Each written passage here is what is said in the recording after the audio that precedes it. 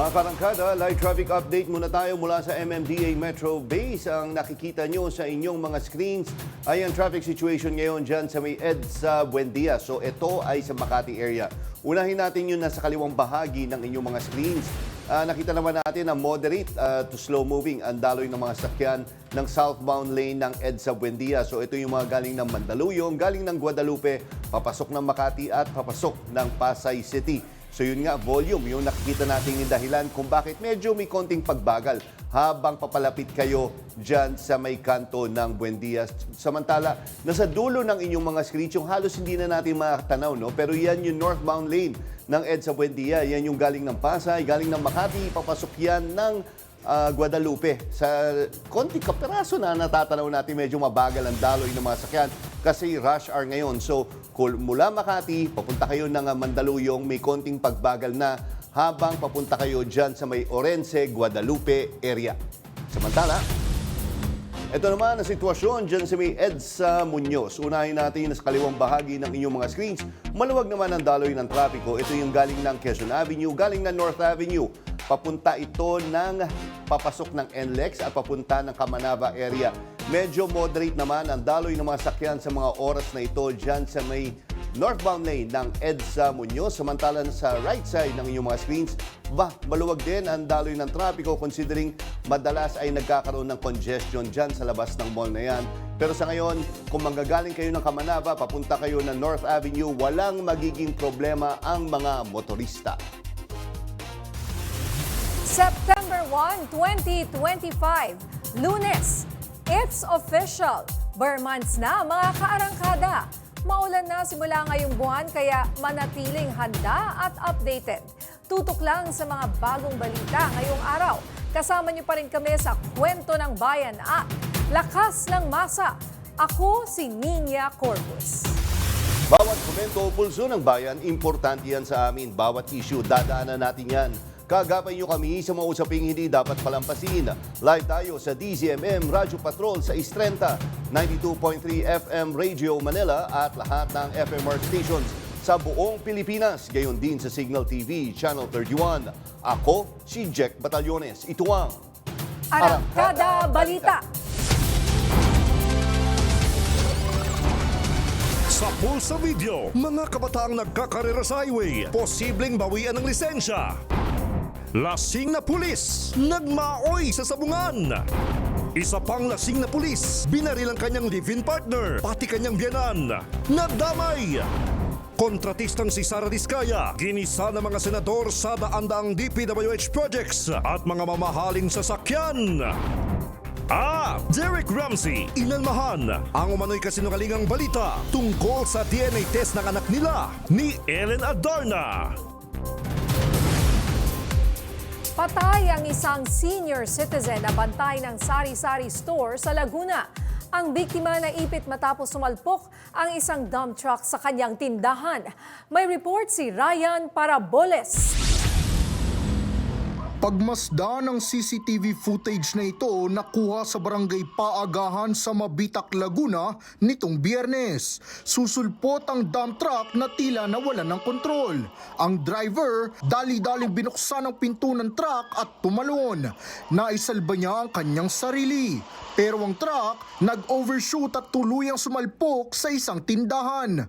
Patay ang senior citizen na bantay sa sari-sari store. Ayon sa mga otoridad, naglilinis lang ang biktima bago isara ang tindahan. Patuloy ang investigasyon ng pulisya sa insidente.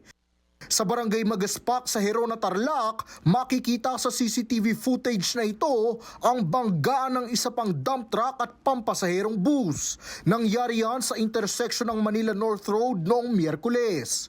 Ayon sa pulisya, nagtamo ng minor injuries ang 5 pasahero at konduktor ng bus. Nagtamo rin ang mga sugat ang driver ng dump truck. Hindi naman na nagpadala pa sa ospital ang mga nasugatan. Napag-usapan na rin daw ng mga abogado ng dalawang panig ang insidente. Ryan Paraboles, umaarangkada sa pagbabalita. Posibleng bawian ng lisensya ang mga kabataang sangkot sa nabidyo ang karerahan ng mga kabataan sa highway sa Lapu-Lapu City. Ang mga sangkot, itinanggi ang akusasyon. Yan ang umarangkadang balita ni FMR News Cebu correspondent Clark Pasuit. Viral ang video na ito ng mga kabataan sa Lapu-Lapu City habang nagkakarera sa highway. Sa video, makikita ang dalawang motorsiklo na humaharurot. Nangyari yan nitong nakaraang linggo sa Humay-Humay Road sa Lapu-Lapu City.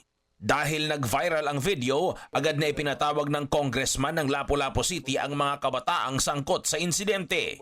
Itinanggi nilang nag-drag race sila pero hindi yan umubra. Ayo, di ta makak. Kung mamakak ta, mingon mo nga wala mo mag-drag race diha sa naamay CCTV nga nagpamatuod. Naay video nga inyong i-upload nga nagpamatuod. Daghan mo witness nga inyo na nang gihimo. Inana, di mo mukuan, di mo mukupirar. Ako nang i-recommend ang police karon atong traffic at tunis LTO, paribok ni na mo inyong lisensya. Dagdag ni Chan, idudulog na niya ang mga sangkot sa LTO.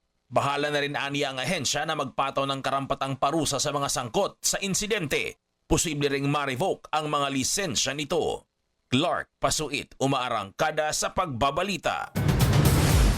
Sa kulungan ang bagsak ng isang pulis na nagmaoy o nagwala sa sabungan. Ang umano'y lasing na pulis bumunot pa ng baril. Nagbabalik si Clark Pasuit. Arestado ang isang pulis na kinilalang si alias June nitong Sabado ng hapon matapos magmaoy sa loob ng isang sabungan sa barangay Poblasyon sa bayan ng Naga sa Cebu. Sa pool sa CCTV ang aktual na pagmamaoy ng pulis. Sa inisyal na investigasyon, sinasabing nakaalitan ng suspect ang isang matandang magsasabong. Nagkasagutan ang dalawa na nauwi sa pikunan. Maya-maya, bumunot ng baril ang pulis. Ang nagmaoy na pulis, lasing daw nang mangyari ang insidente. Agad namang nakaresponde ang mga otoridad at dinisarmahan ang pulis. Nakakulong na ang pasaway na pulis habang hinihintay pa ang reklamong isasampa laban sa kanya. Clark Pasuit, umaarangkada sa pagbabalita. Naharap sa patong-patong na kaso at posible pang maasibak sa serbisyo ang isang pulis matapos patayin ng kanyang live-in partner sa Davao del Sur. Nadamay din sa pamamaril ng pulis ang ina ng biktima. Yan ang umarangkadang balita ni FMR News Davao correspondent Noreen Igonya. Sa video, makikitang hinuhuli ng mga pulis ang isang lalaking duguan at halos wala pa sa ulirat. Nabatid na pulis din siya na suspect sa pamamaril sa kanyang live-in partner at biyanan sa Barangay Zone 3, Digos City, Davao del Sur, alas 8:40 kagabi. Kinilala ang suspect na si Patrolman Orlan Dinoy. Batay sa investigasyon, lasing nang umuwi sa nirerentahan nilang apartment ang suspect. Pero nagkaroon sila ng pagtatalo ng live-in partner niyang si Miljoy La Peña, 30 anyos. Nauwi ito sa pamamaril at nadamay pa ang ina ng biktima na si Mirla Lapina, isang barangay health worker. Agad nasawi si Miljoy dahil sa mga tinamong sugat. Isinugod naman sa ospital ang kanyang ina. Sinubukan pang tumakas ng suspect pero nahuli siya sa inilunsad na hot pursuit operation ng mga pulis. Napag-alamang service firearm niya ang ginamit sa pamamaril. Nahaharap sa kasong homicide ang suspect at posible pang matanggal sa serbisyo. Maghihikay na sa itong kapulisan sa Digos City Police Station ang kaso nga homicide o frustrated homicide, batok sa suspitsadeng kung din ang posibilidad nga ma-discharge siya. Pero ato usang hulaton ang pagpile sa kasong kriminal kay ang kanipong kaso ma'am napo ni siya kaakibat nga administrative case ma'am. Ato lang kinihulaton kung sa manggaling ang resulta niini ma'am. Na-recover sa crime scene ang 10 basyo ng bala. Patuloy pang isinasagawang investigasyon ng pulisya sa pangyayari. Noreen Igonya, umaarangkada sa pagbabalita. Formal nang nagsimula si Secretary Vince Dizon sa Public Works Department. At ang kanyang unang kautusan bilang paglilinis, courtesy resignation sa buong kagawaran. Yan ang umaarangkadang balita ni PRTV News Correspondent Christian Bascones. they will investigate it. Command responsibility ang kinumpirmang dahilan ng Pangulong Ferdinand Marcos Jr. sa pagdanggap niya sa resignation ni Secretary Manuel Bonoan bilang kalihim ng DPWH. Inako ni Bonoan ang pananagutan dahil ang problema sa flood control programs ay tila lumala sa ilalim ng kanyang panunungkulan. Itinalaga naman si Secretary Vince Dizon na dating kalihim ng DOTR bilang kapalit ni Bonoan sa gitna ng gumugulong na investigasyon sa mga maanomalyang flood control projects. Pero ang tanong ng marami, bakit si Secretary Dizon? And why Vince Dizon? Because, he seems he's done a very good job sa DOTR. And I think he's already set the stage for all of the things that we need to do. So pwede na niyang iwanan and go to Public Works kasi he's also familiar with the workings of the Department of Public Works and Highways. Sa unang araw niya, alinsunod sa direktiba ng Pangulo, agad niyang iniutos ang pagsusumite ng courtesy resignation mula sa mataas hanggang sa pinakamababang posisyon sa DPWH. Ang mga direktiba ng ating Pangulo na akin pong i-execute immediately sa mga susunod na araw. Unang-una po, ang unang-una ko pong order na ilalabas ay ang pag-order ng courtesy resignations top to bottom. USEC, ASEC, Division Head, Regional Director hanggang District Engineer ng buong bansa. Susuriin at hahanapin ang mga magagaling at linisin sa korupsyon ang mga kawani. Tatanggalin at sasampahan ng kaso naman ang mga may kabulustugan.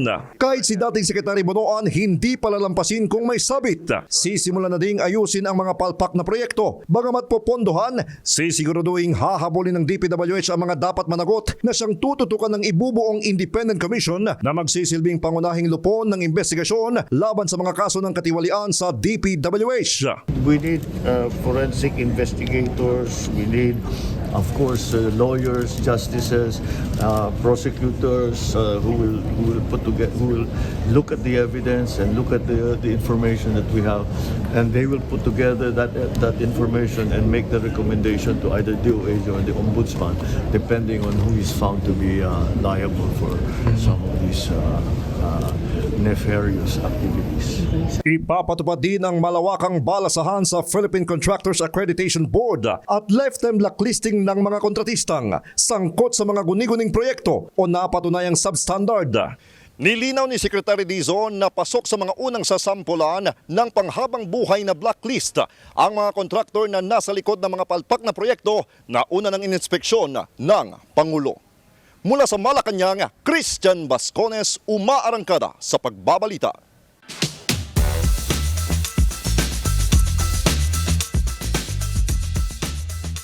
Maraming natuwa sa pagkakatalaga kay Secretary Vince Dizon bilang bagong kalihim ng Department of Public Works and Highways. At para pag-usapan yan, makakausap natin si Attorney Dino De Leon. Siya po ay isang public interest lawyer and trustee of Human Rights and People Empowerment Center. Magandang hapon po, Attorney Dino De Leon, at welcome po ulit sa Arangkada Balita. Magandang hapon. Una, Attorney, ano po ang naging reaksyon nyo na meron na po tayong bagong secretary ng DPWH in the person of Secretary Vince Dizon? Well, tama rin no, na nagkaroon na tayo ng replacement dito sa current secretary kasi yung current secretary is involved in terms of execution of flood control projects. So mas maganda na rin na may bagong tao na titingin at magsusuri dito sa ating budget. No? You know, Secretary Vince Dizon's success will be our collective success. So we wish him all the best. No? Last 3 years na or 2.5 years na ng legacy supposedly ng Marcos administration. Sana ang totoo nilang direksyon ay totoong legasiya, hindi kumita, no? At talagang ma-expose na itong mga tiwali na ito. Sa aking palagay, syempre may mga pagkikilos nga gagawin si Secretary Vince dito sa DPWH. Pero para sa akin, hanggang walang nakakasuhan, hanggang walang napaparusahan, hindi pwedeng kaso lang. Hanggang all the way to prosecution and conviction, lahat ito laway lamang. So while we wish Secretary Vince Dizon success and all the best, no. Kailangan pa rin bantayan ng sambayan ng Pilipino, kung moro-moro lang ba talaga ito, pinapalabas lang ba na magkakaroon ng accountability, o totoong merong political will ang administrasyon para sumpuin itong malawakang korupsyon sa flood control projects. At hindi pa flood control projects, Opo. other infrastructure projects din. And Attorney Dino, nakita nyo na maraming natuwa, actually maraming nagbigay ng message of support dito kay Secretary Vince. Anong tingin nyo, bakit ganun? Tipong maraming natuwa? Kumbaga, breath of fresh air ba to? Or talagang sobrang, kumbaga, desperate na lang na sila magkaroon ng bagong leader sa ating DPWH? Ano po yung basa nyo dito? Definitely hindi breath of fresh air si Secretary Vince. So, galing na siya sa Department of Transportation, galing na siya sa BCDA dati. I've seen him work, dati rin siyang vaccine czar. So, mix ang track record. Marami rin naman successful sa track record ni Secretary Vince, no? And hindi rin madali yung kanyang ginawa dito na pagbabago dito sa Department of Transportation. So, it's not a breath of fresh air. Siguro breath of fresh air pagdating sa DPWH, kasi at the very least, this is the first time that he's leading the agency. Yeah. Maraming natuwa kasi at the very least, at somebody who was not involved in the implementation of the projects of the DPWH will be at its helm, so that he can introduce genuine reforms and properly investigated without being accused of any conflict of interest. Kasi hindi naman siya part ng departamento, no? So yan yung tingin ko dyan kung bakit maraming natuwa. Pero as to, of course, we wish him all the best, as I've mentioned, no? Pero as to whether or not tama na kaagad yan, at yan ang kailangan nating tingnan sa susunod na mga araw, at kailangan bantayan pa rin ito. Again, hindi pwedeng moro-moro lang ito. Kailangan bantayan natin. Kasi ang pinag-uusapan dito is 1.47 trillion. Halos 1.5 trillion. Flood control projects pa lang ang pinag-uusapan na. Hindi na billion ang pinag-uusapan dito. Yung pork barrel scam nga dati, 10 billion lang eh. Ito, 1.5 trillion pesos, 676.5 billion of which mahigit, di ba? 700 billion of which ginastos ng panahon ni Rodrigo Duterte, no? Around 100 billion na panahon ni Aquino, and then the rest of that, which is around 550 billion nung panahon ng Marcos administration. Can you imagine yung pera na ginastos dito, no? Hindi to biro, and ang pinakamalaking porsyento ng flood control projects alone are nung panahon ni Rodrigo Duterte, no? So sana maging sakop yan nung Senate investigation. Hindi pwedeng sinubukan ni Bato de la Rosa kanina na tanungin anong year, tapos nag-freeze siya nung sinabing 2016. Totoo naman, nagsimula naman itong mga diskaya nung panahon nito nung 2016 kasi nga close to 700 billion ang dumaan sa administrasyon ni Rodrigo Duterte para sa flood control projects. Tsaka yun nga, partner. Maganda rin nabanggit mo, attorney, no, yung panahon nga ni Duterte, sinabi nga na doon nagsimula yung mga diskaya sa flood control projects. Ano kasi, partner, kung mapapansin mo, napagtutunan ng pansin lang itong term ni Bonoan eh. Pero yung dating secretary ng DPWH, which is ngayon, makikita naman, tahimik lang. Hanggang ngayon, si Senator Mark Villar, di ba? Tahimik lang. Pero kutusin, dapat kasama siya sa investigation. Tama po ba? Ulitin ko ha, ang pinakamalaking chunk ng pera para sa flood control projects sa nakaraang 3 administrasyon ay yung panahon ni Rodrigo Duterte, around 700 billion pesos, no, ang dumaan sa kamay ng Duterte administration. That's more than half of the collective flood control projects in the last 15 years. Can you just imagine? Tapos hindi pwede sila maghugas kamay rin dito, no? So sa akin lamang, kung tayo mag-iimbestiga, let's not allow whether the Senate or the House to use this as a political tool, no? Sana totoong ang kanilang intensyon na investigahan regardless of the personalities involved. Pero dahil si Rodante Marcoleta ang chairman niyan, parang ang ginigisa lang yung current administration. Lalong-lalo itong Senado na punong-puno yung Duterte block. Para bang ginagawa pa nilang sanitizer yung Senado nung panahon ni Rodrigo Duterte. If the direction shows that the largest chunk of the money was during the time when Rodrigo Duterte was president and administrasyon niya, hindi lang dapat Marcos administration. Isama ang Duterte administration. Kung kinakailangan, isama ang Aquino administration. Kahit 100 billion lang pinag-uusapan ng total flood control project nila. Lahat yan kasama. Wala dapat na nakatutok lamang sa isang administrasyon. Lalong-lalo na yung pinakamalaking ginastos. At ang pinakamalaking ginastos at nag-implement ng flood control projects, no other than the Duterte Duterte administration. Oo nga, no? Actually, sabi niyo, lagi niyo sinasabi, just imagine. We cannot imagine po yung ganitong klase ng laki ng pera. Kaya yung mga tao ngayon nga, talagang galit ng galit. Gigil na gigil, Oo, di ba? hindi lang milyon, hindi lang bilyon, trillion na po ang pinag-uusapan natin dito. Talagang mind-boggling. Hindi talaga natin Napakalaking pera talaga. ma-imagine Oo. po ito. Kaya talagang dapat may managot. At ang dami po kasing naturuan, ano? Palagi na lang yung kunyari yung district engineer, ganito ganyan. Paano naman po yung mga iba? Let's say yung mga nagtuturuan, may mayor, may congressman. Paano po natin yan na ma-ensure na all sides are, kasi parang ngayon ang nahuhuli pa lang yung mga mas maliliit na tao, hindi ho ba?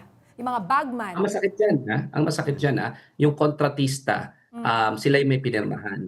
Yung mga congressmen na involved, walang pinirmahan.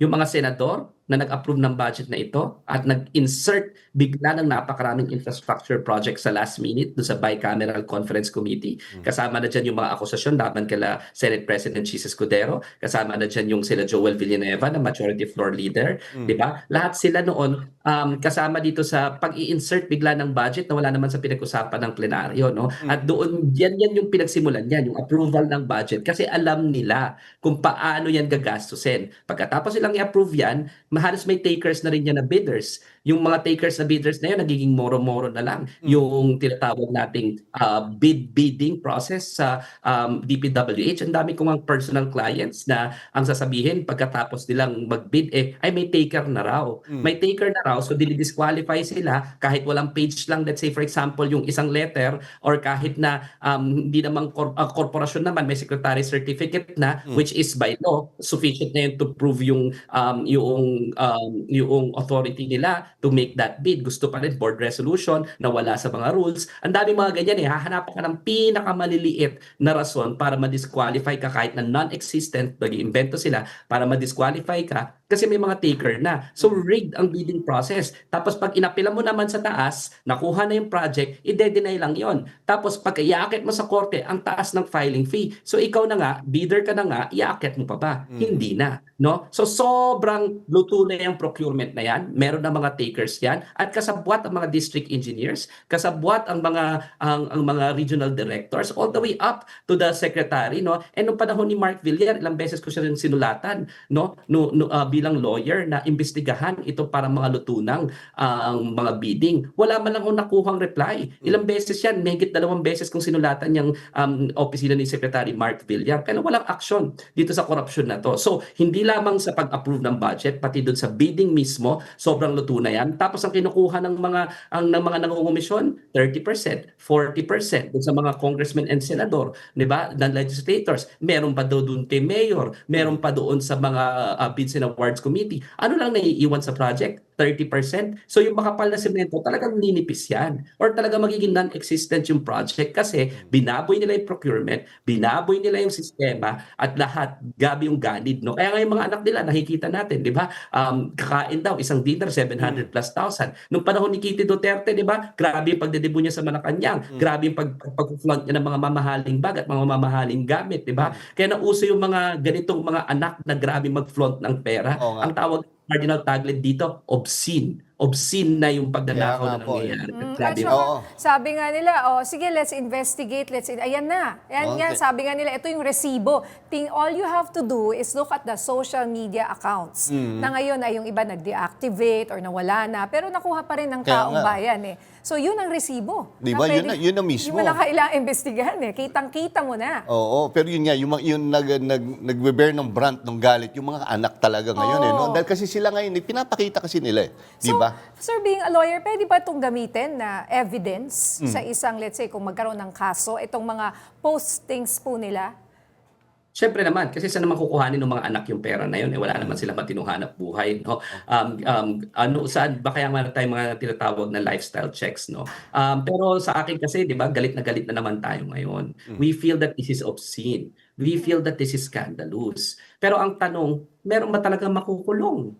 Ang tanong, makukuha ba talaga at matutuntun ba natin yung pinaka-author talaga? Kasi tandaan natin, marami sa kanila walang pinirmahan. Oo nga po. Ang mangyayari dito yung mga contractors. So yung mga contractors will have to point the politicians sa pinaglagyan nila ng pera, and we will be relying on witness testimony. So sana maprotektahan din sila. I've been hearing may mga kontratista na gustong malapit na rin, sabi ng mga abogado, no, na gusto sana mag-testify pero natatakot sila kasi baka naman mamaya sila ang makulong kasi yung tuturo nila, makapangyarihan, mga politiko na walang pinirmahan. No? So we'll be relying on the contractors to tell all. And we have to be able to protect them in order for us to capture the real culprits. And the real culprits are yung mga nag-approve niyang mga budget insertions na yan at yung mga nag-endorso sa kanila para sila na ang maging taker nitong mga project. Okay, nako, maraming salamat Attorney Dino De Leon. Tama kayo, no? Hindi dapat matigil yung accountability sa mga contractors. Definitely,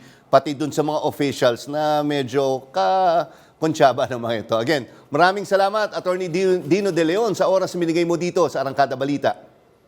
Good evening. Matapos ang matinding pagbaha dahil sa malakas na pagbuhos ng ulan sa ilang bahagi ng Metro Manila nitong Sabado, isinusulong ng MMDA ang mas maayos na drainage master plan para maiwasang maulit ang insidente. Yan ang umarangkadang balita ni PRTV News correspondent Mari Ocampo.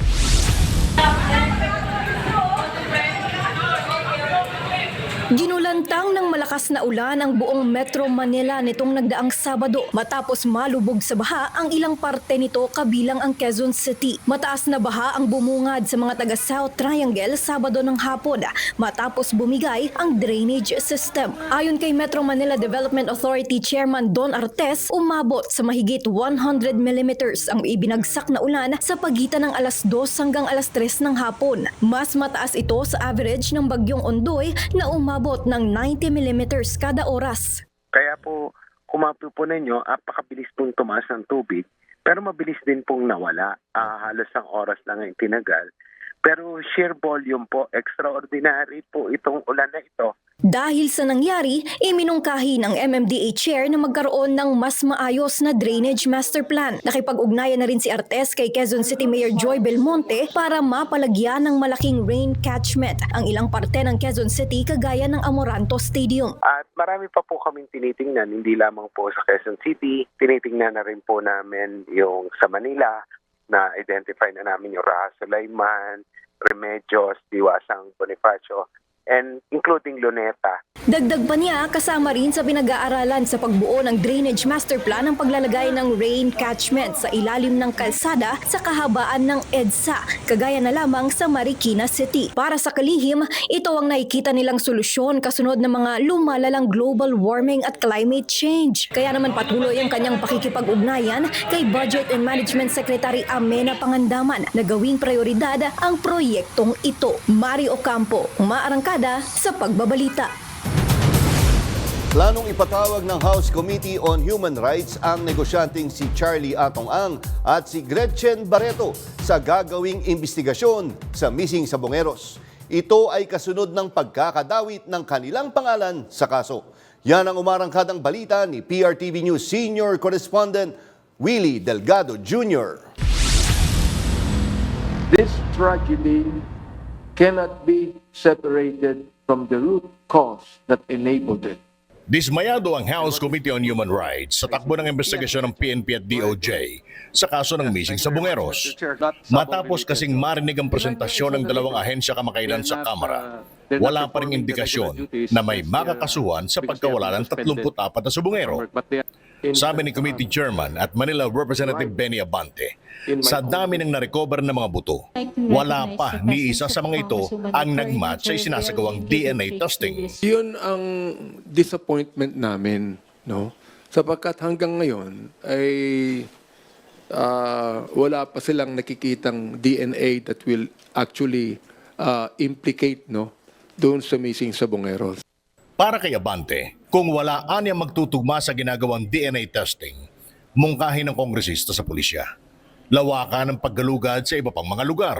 O baka naman ang ibang missing Sabongeros ay hindi lamang sa Taal tinapon, kundi sa ibang lugar din naman na dapat tingnan po ng ating CIDG, tingnan po ng DOJ.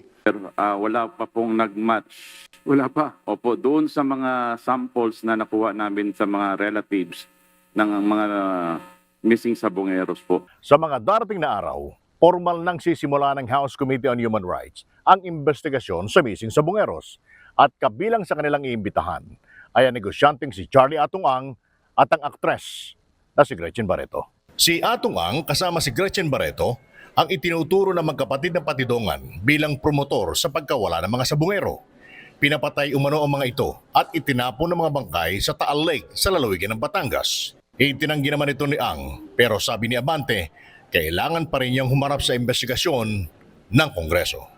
Willie Delgado Jr. umaarangkada sa pagbabalita. Idinaan na lang ng veteranong aktor na si Edu Manzano sa mga memes ang pagkabagot sa mga nananamantala sa flood control program ng bansa. May report si Kath Kahukom.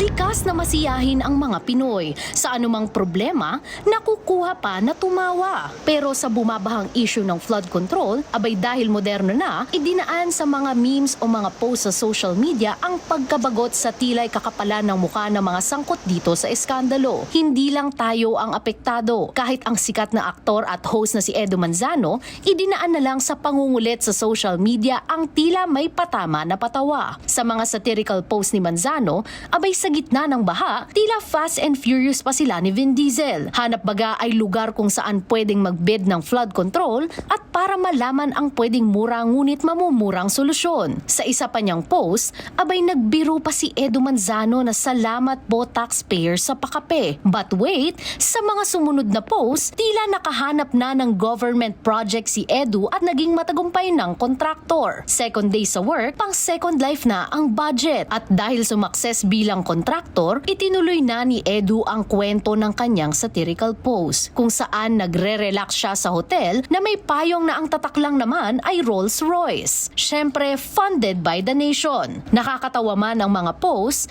hindi pa rin biro ang korupsyon na bumulwak sa tila bagong modus na mula sa PDAF scam to flood control scam. Kat Kahukom, umaarangkada sa pagbabalita.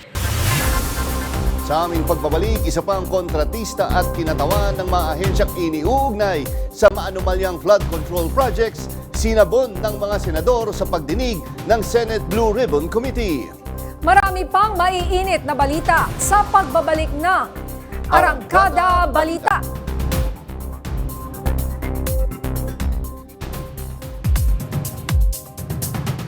Ipinagpatuloy ng Senate Blue Ribbon Committee ang investigasyon kaugnay sa flood control project sa bansa. Live mula sa Senado, si Zandro Ochona. Zandro, ano ang mga natalakay ngayong araw? Ninya nabusisi kung ilan nga bang kumpanya ang hawak ng mga diskaya at gayon din yung kung kailan nagsimula ang flood control projects na kanilang nakuha, katulad na rin yan ng lumabas sa mga pahayag ng mga may-ari. Region 3, Regional Director Jovel Mendoza, Umpisa pa lang, mainit na agad ang ulo ng mga senador. May 4 kasing kontratista na hindi pa rin dumalo kahit binigyan na ng sapina. Ang iba, kinatawan lang ang dumalo, dahilan kaya hiniling ni Senador Erwin Tulfo. I move, Mr. Chair, that we issue a warrant of arrest for these people who refuse to attend despite the fact that we have already sent a subpoena, Mr. Chair. I second the motion. Unang isinalang ang presidente ng Alpha and Omega General Contractor and Development Corporation na si Cesara Diskaya na minsang tumakbo bilang mayor ng Pasig. Tinanong siya ng mga senador tungkol sa lumabas sa isang vlog kaugnay sa kanilang pag-unlad daw sa buhay nang makakuha sila ng proyekto sa DPWH. Yung mga flood control projects, kailan kayo nag-engage ng flood control projects sa DPWH?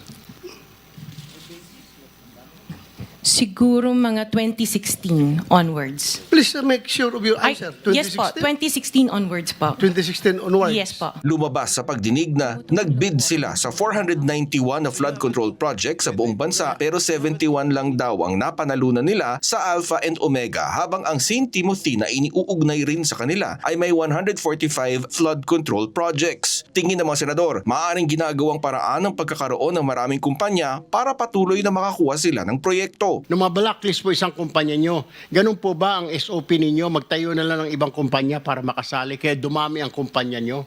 Or kaya kayo nag-apply ng mga lisensya dito sa PICAB ay para may maparentahan po kayo na mga lisensya po ninyo? Po, yung ibang companies po, we've divested from those companies. So I am directly lang with Alpha and Omega. Hindi lang po isa, hindi lang po 3 kumpanya tulad ng sinabi ni Senator Erwin. 9 na kumpanya ang ipapakonfirm ko sa inyo na actually kayo pa rin po ang may-ari.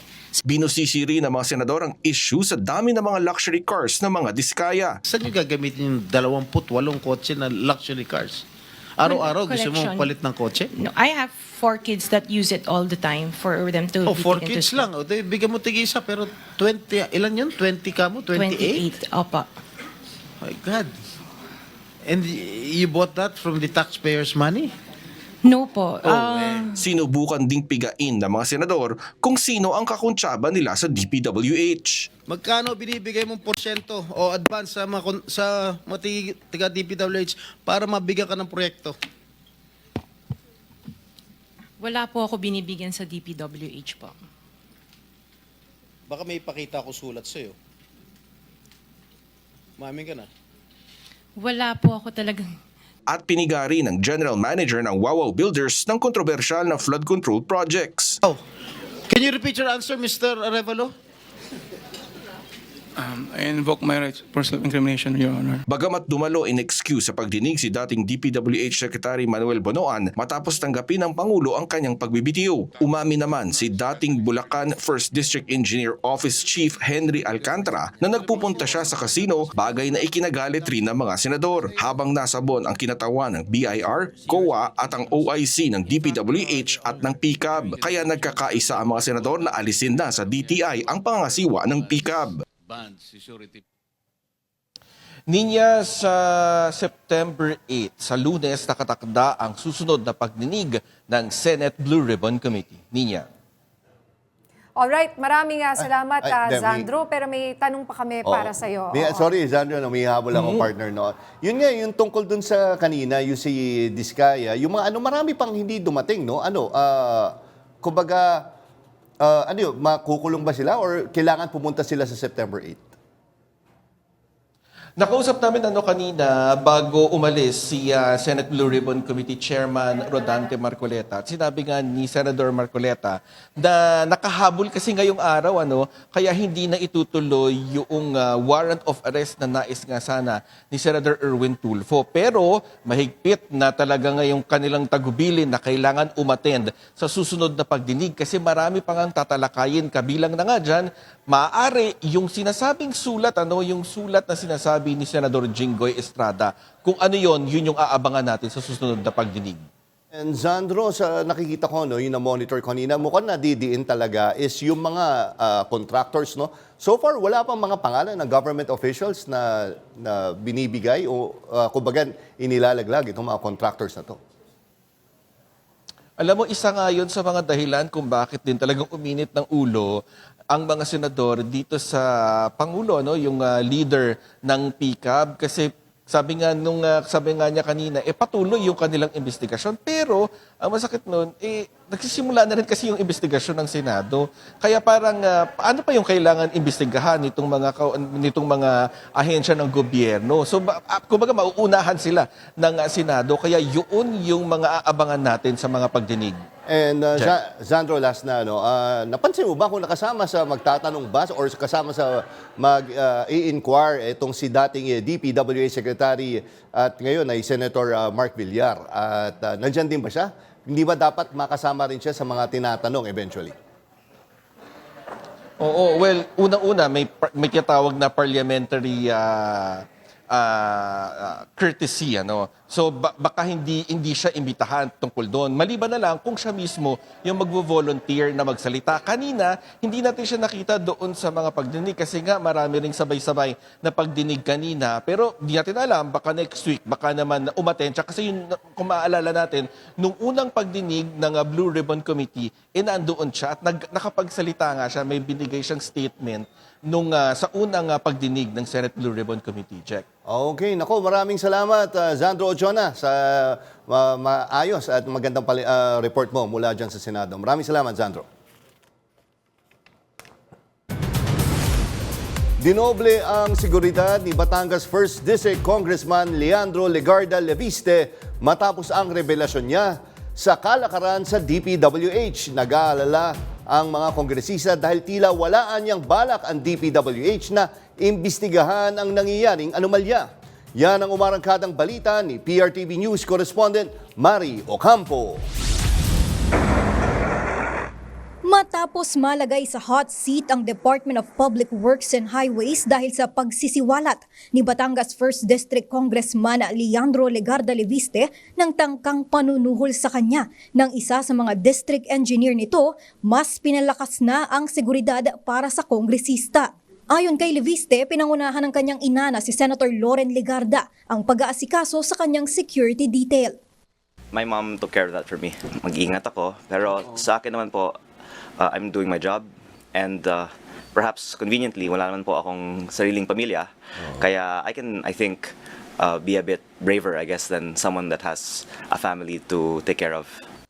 Ayon pa sa kongresista, marami na ang lumapit sa kanya mula sa iba't ibang distrito ng Batangas at sinabing may anomalya ring nangyayari sa kanilang lugar kaugnay ng DPWH project. Pero mukha raw ayaw mag-imbestiga ng ahensya.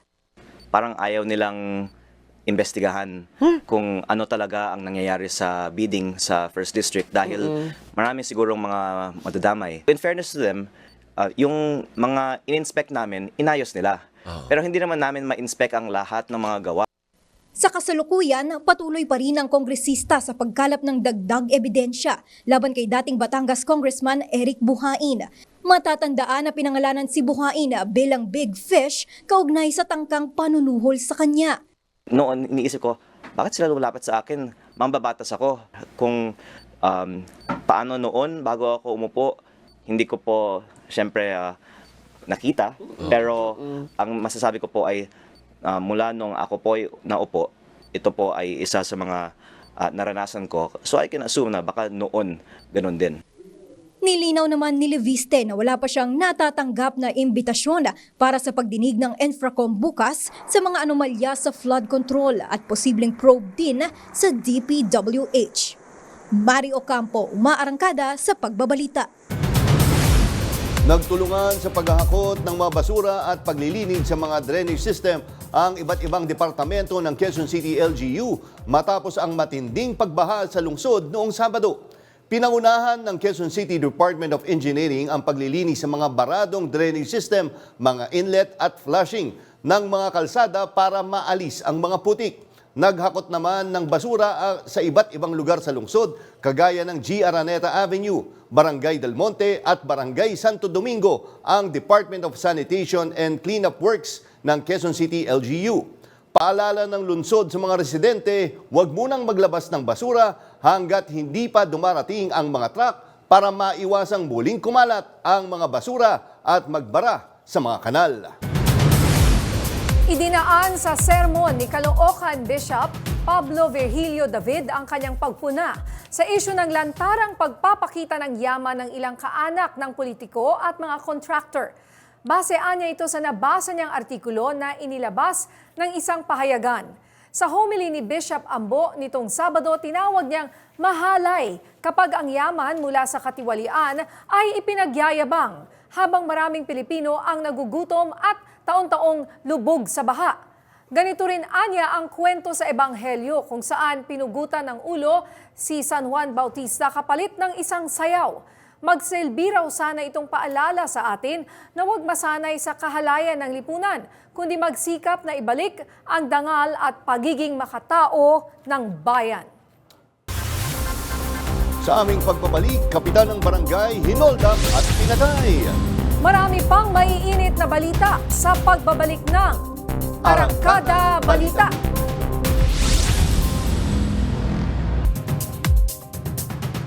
Patay ang isang kapitan ng barangay matapos hold-upin at barilin ng 4 na armadong lalaki sa bayan ng Malita, Davao Occidental. May umaarangkadang balita sa FMR News Davao del Norte correspondent Noreen Igonia.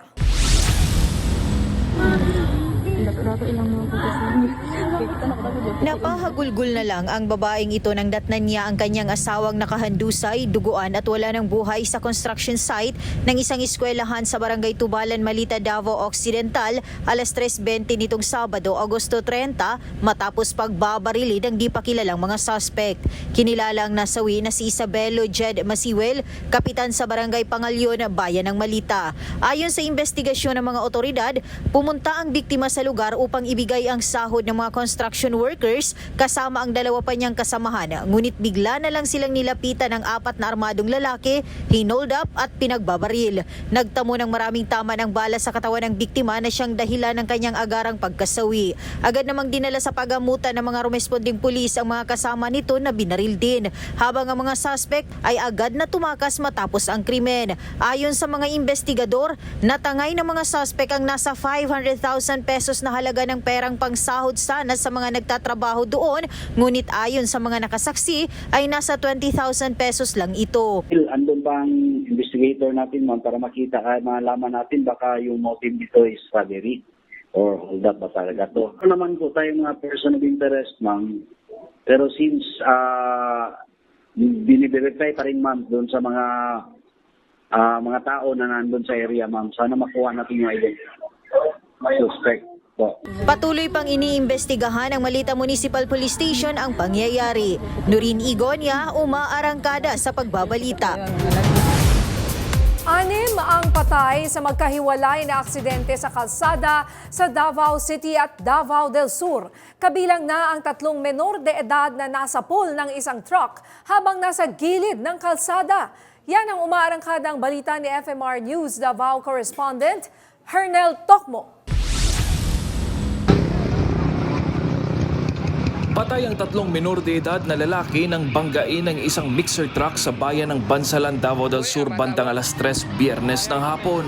Ayon sa pulisya, galing sitio Balutakay ang truck at papunta sa bahagi ng Barangay Managa. Pero pagdating sa palikong bahagi ng kalsada, nawala ng preno ang truck. Dito na nabangga ng truck ang 3 bata na tiyempong nasa tabi ng kalsada. Habang ang driver nasawi rin kalaunan matapos maipit sa loob ng kanyang truck. Ayon sa pahinante, sinabihan na niya ang driver na palyado ang preno ng mixer truck.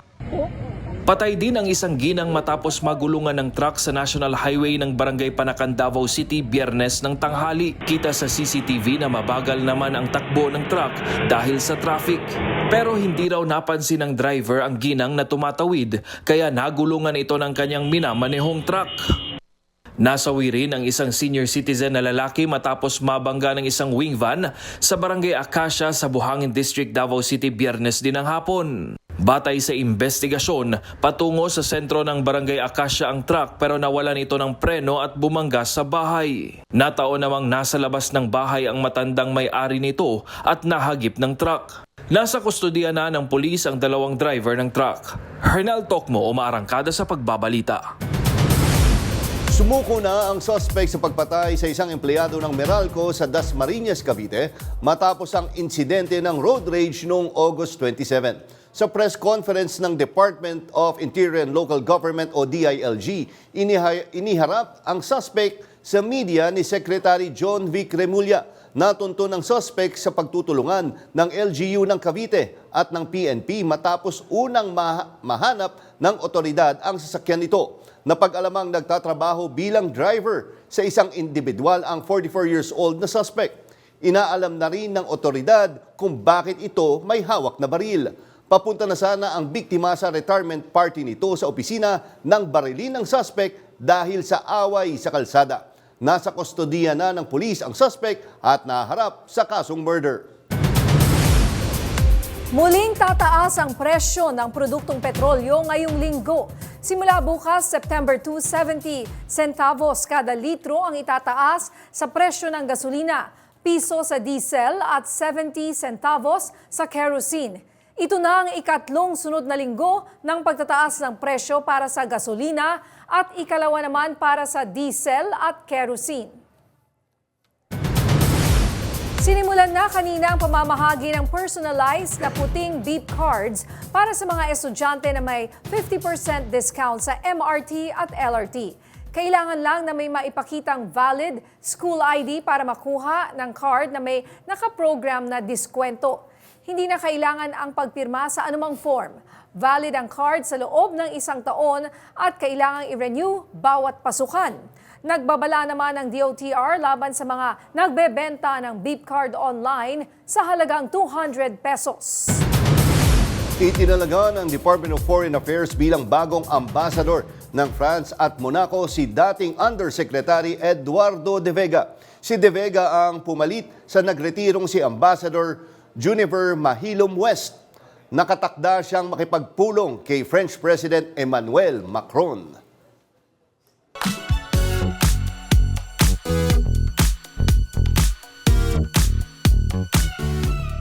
Bumuelta si Derek Ramsey tungkol sa isang social media post na may kaugnayan sa kanyang pamilya. May umaarangkadang showbiz balita si DJ Mama Mia.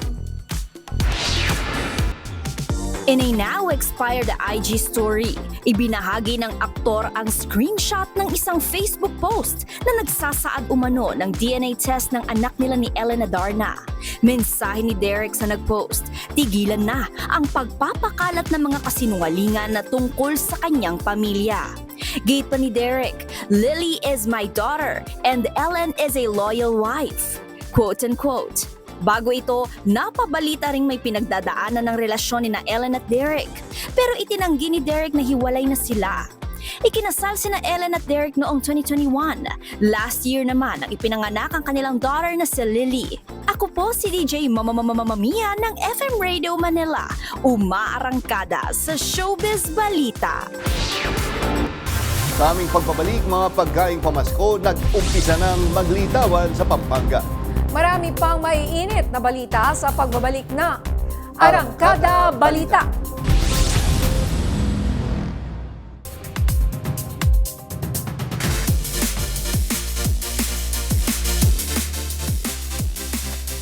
Ibinahagi ng streetball icon na si The Professor ang kanyang pagmamahal sa basketball sa kanyang Pinoy fans.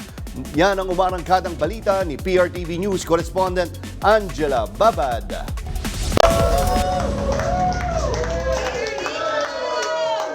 Bumisita sa Pilipinas nitong Biyernes ang streetball icon na si Grayson Busha o mas kilala bilang The Professor. Ang 3-day tour sa Manila ang last stop ni Professor. Una siyang nakarating sa bansa noong 2000s para sa End One Mixtape Tour na isang tanyag na traveling basketball exhibition noong 1998 hanggang 2008. Sa nasabing tour niya nakuha ang bansag na The Professor matapos niya ipamalas ang kanyang pambihirang ball handling skills na ngayon ay patuloy niya ipinapakita sa kanyang YouTube channel na may 8 million plus subscribers.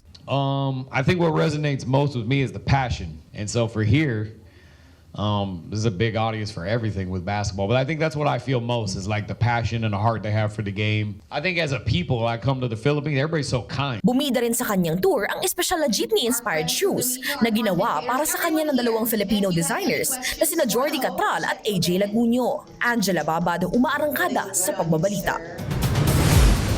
Simula na ng Burr months at Christmas is in the air na. Hindi lang sa mga kanta ni Jose Marichan nagpaparamdam ang Kapaskuhan, kundi pati na rin sa mga tradisyonal na mga pagkain tuwing Pasko. At matitikman na ang mga ito sa culinary capital of the Philippines, ang Pampanga. Yan ang umaarangkadang balita ni FMR News Central Luzon correspondent Gracie Rutao. Dito sa isang pwesto sa tabi ng daan sa Barangay San Antonio, sunod-sunod ang pagdating ng mga customer para sa isa sa matagal ng paborito, ang bibingka ni Aling Virgie. Mahigit 25 taon na siyang nagtitinda at hindi lang ito patok tuwing Kapaskuhan. Buong taon nitong hinahanap-hanap ng mga taga-bayan. Po daw malambot kahit na pag kinabukasan, yung pa rin daw ang lasa. Masarap pa rin. Hindi nagbabago. Malalaki at loaded sa keso at itlog na maalat ang bibingka ni Aling Virgie. Abot kaya pa sa halagang 70 pesos lang. Sa parehong bayan ng Guagua, kilala naman sa Barangay San Roque ang tinaguriang Christmas crap ng Pampanga, ang patko. Simple lang ang sangkap, pero talaga namang binabalik-balikan. Giniling na malagkit Gatas, asukal at keso. Ilang segundo lang itong niluluto. Pinapahiran ng margarina, nilalagyan ng nyog at ibinabalot sa dahon ng saging. Talagang iba yung sa amin kasi malagkit din sa amin. Masarap na? Mura pa! 25 pesos kada piraso. At ang patko ni Aling Tess, mahigit 40 taon nang tinatangkilik ng kanilang mga suki. Mula San Antonio hanggang San Roque, ang mga lumang tindahang ito ay patuloy na nagbibigay ng sarap, saya at pamaskong panlasa sa mga taga Pampanga taon-taon. Gracie Rutao, umaarangkada sa pagbabalita. At yan ang mga balitang umarangkada ngayong araw. Ako si Nina Corpus. At ako naman si Jack Batallones para hindi mahuli sa usapan, kapit lang hanggang sa susunod na Arangkada Balita.